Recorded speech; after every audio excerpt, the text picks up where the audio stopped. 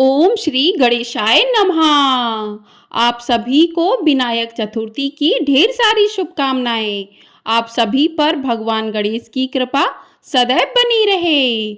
आज की वीडियो में आप सुनेंगे विनायक चतुर्थी व्रत कथा। विनायक चतुर्थी के दिन भगवान गणेश की पूजा करने से जीवन के कष्टों से मुक्ति मिलती है। साथ ही इस दिन व्रत कथा का पाठ करने से श्री गणेश की कृपा प्राप्त होती है और उनका सानिध्य प्राप्त होता है। आज सावन की विनायक चतुर्थी है और इस व्रत को करने से सभी को अपार सुख की प्राप्ति होती है। विनायक चतुर्थी के व्रत को करने वाले भक्तों के लिए इस कथा को पढ़ना अति आवश्यक है। ऐसी मान्यता है कि सावन में इस कथा का पाठ किए बिना आपके व्रत का पूर्ण फल आपको नहीं मिलता है। हर माह में 2 चतुर्थी तिथि आती हैं, पहली कृष्ण पक्ष की और दूसरी शुक्ल पक्ष की। कृष्ण पक्ष की चतुर्थी को संकष्टी चतुर्थी कहते हैं और शुक्ल पक्ष की चतुर्थी को विनायक चतुर्थी के नाम से जाना जाता है। दोनों ही चतुर्थी में भगवान गणेश की पूजा की जाती है। जिस प्रकार से त्रयोदशी तिथि भगवान शिव को समर्पित होती है, वैसे ही विनायक चतुर्थी के दिन गणेश जी की पूजा का विधान है। सावन में विनायक चतुर्थी के दिन गणेश जी की पूजा करने से श्री गणेश की कृपा बनी रहती है और उनका आशीर्वाद भी प्राप्त होता है। साथ ही शुभ कार्य की बाधाएं भी दूर होती हैं। विनायक चतुर्थी व्रत में कथा सुनने और पढ़ने का विशेष महत्व माना गया है। यदि आप चतुर्थी तिथि का व्रत कर रहे हैं तो कथा सुनने मात्र से जीवन के सभी कष्ट दूर हो जाते हैं। तो साल 2024 में सावन मास के शुक्ल पक्ष की चतुर्थी 8 अगस्त दिन गुरुवार को है। इसी दिन भगवान गणेश की पूजा की जाएगी और व्रत किया जाएगा। यदि आपने व्रत किया है तो आपको कथा को भी अवश्य सुनना चाहिए। तो आप पूजा करके हाथ में पुष्प लेकर इस कथा को अवश्य सुने। तो चलिए कथा को प्रारंभ करते हैं। उससे पहले भगवान गणेश का ध्यान करते हैं। ओम श्री गणेशाय नमः। पौराणिक कथा के अनुसार एक बार भगवान शिव और जगत जननी माता पार्वती नर्मदा नदी के किनारे बैठकर चौपड़ खेल रहे थे। तभी यह सवाल खड़ा हुआ कि इस खेल में हार और जीत का फैसला कौन करेगा।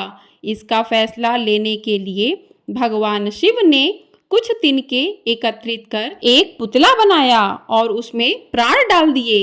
इसके बाद भगवान शिव ने उस बालक से कहा कि हमारे इस चौपड़ के खेल में तुम्हें हार जीत का निर्णय करना है। चौपड़ का खेल 3 बार खेला गया और तीनों बार माता पार्वती जीत गईं। लेकिन जब उसे बालक से हार जीत का फैसला करने को कहा गया तो उसने माता पार्वती की बजाय भगवान शिव को विजय बताया। उस बालक का यह गलत निर्णय सुनकर माता पार्वती बहुत क्रोधित हुईं और क्रोध में आकर उन्होंने उस बालक को विकलांग यानी अपाहिज होने का श्राप दे दिया। बाद में उस बालक ने अपनी गलती के लिए माता पार्वती से माफी मांगी और कहा कि यह मुझसे भूलवश हो गया है। माता, कृपया आप इस श्राप को वापस ले लीजिए। इस पर माता पार्वती ने कहा कि श्राप को वापस नहीं लिया जा सकता है, लेकिन इसका एक समाधान है। माता पार्वती ने कहा कि यहाँ श्री गणेश जी की पूजा के लिए कुछ नाग कन्याएं आएंगी। उनके कहे अनुसार तुम्हें व्रत करना होगा, जिससे तुम इस श्राप से मुक्त हो जाओगे। वह बालक कई वर्षों तक श्राप से पीड़ित रहा और कुछ समय बाद वहां कुछ नाग कन्या आई। तब उस बालक ने उनसे श्राप से मुक्ति के लिए व्रत की विधि पूछी तो उन्होंने गणेश जी के व्रत की विधि उस बालक को बताई। फिर उस बालक ने पूरी श्रद्धा से लगातार 21 दिनों तक भगवान श्री गणेश का व्रत और पूजन किया। उस बालक की श्रद्धा देखकर भगवान गणेश प्रसन्न हुए और उस बालक से वरदान मांगने को कहा।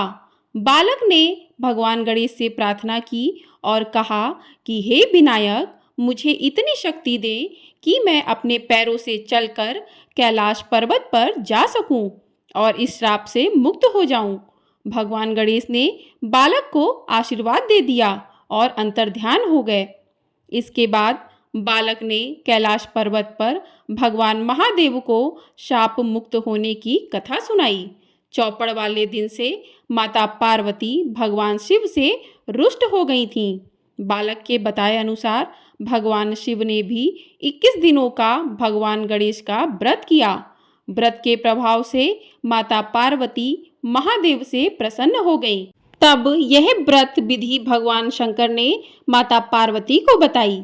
यह सुनकर माता पार्वती के मन में भी अपने पुत्र कार्तिकेय से मिलने की इच्छा जागृत हुई। तब माता पार्वती ने भी 21 दिनों तक श्री गणेश का व्रत किया तथा दूर्वा, फूल और लड्डुओं से श्री गणेश जी का पूजन अर्चन किया। व्रत के 21वें दिन कार्तिकेय स्वयं माता पार्वती जी से मिलने आ गए। उस दिन से श्री गणेश चतुर्थी का यह व्रत समस्त मनोकामनाओं की पूर्ति करने वाला व्रत माना जाता है। इस व्रत को करने से मनुष्य के सारे कष्ट दूर होकर मनुष्य को समस्त सुविधाएं प्राप्त होती हैं। मान्यता है कि भगवान गणेश की जो भी भक्त सच्चे मन से पूजा अर्चना और आराधना करता है उसके सभी दुख दूर हो जाते हैं। साथ ही इस कथा को सुनने व पढ़ने मात्र से जीवन में आने वाले सभी विघ्न दूर हो जाते हैं। बोलिए भगवान श्री गणेश की जय। गणपति बप्पा मौर्य।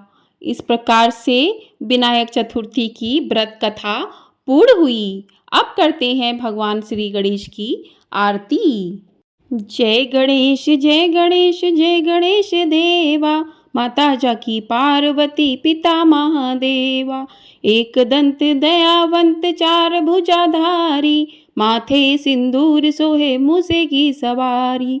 पान चढ़े फूल चढ़े और चढ़े मेवा, लड्डुअन का भोग लगे संत करे सेवा।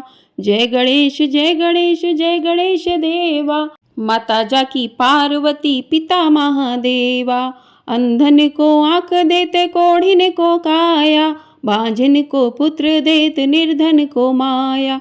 शूर श्याम शरण आए सफल कीजिए सेवा, जय गणेश जय गणेश जय गणेश देवा। माता जाकी पार्वती पिता महादेवा, दीनन की लाज रखो शंभु सुतकारी, कामना को पूर्ण करो जग बलिहारी। जय गणेश जय गणेश जय गणेश देवा, माता जाकी पार्वती पिता महादेवा। जय श्री गणेशाय नमः। गणपति बप्पा मौर्य, मंगल मूर्ति मौर्य। तो इस प्रकार से विनायक चतुर्थी की व्रत कथा और आरती पूर्ण होती है। आप सभी पर भगवान गणेश अपनी कृपा सदैव बनाए रखें, सभी भक्तों के विघ्न को दूर करें, क्योंकि भगवान गणेश विघ्न हरता है। वो अपने भक्तों के कष्टों को विघ्न कर देते हैं, हर ले जाते हैं। तो इस प्रकार से आप सभी पर, हम सभी पर भगवान गणेश अपनी कृपा सदैव बनाए रखें। आपको ये वीडियो पसंद आई हो तो वीडियो को लाइक शेयर और चैनल को सब्सक्राइब जरूर कर दीजिएगा। आपको हमारे चैनल पर प्रत्येक दिन सावन मास की कथाएं भी सुनाई जा रही हैं, तो चैनल को सब्सक्राइब नहीं किया है तो सब्सक्राइब जरूर कर लें और उन कथाओं का रसपान जरूर करें। वीडियो पसंद आई हो तो वीडियो को लाइक जरूर कीजिएगा और कमेंट बॉक्स में जय श्री गणेशाय नमः अवश्य लिखिएगा।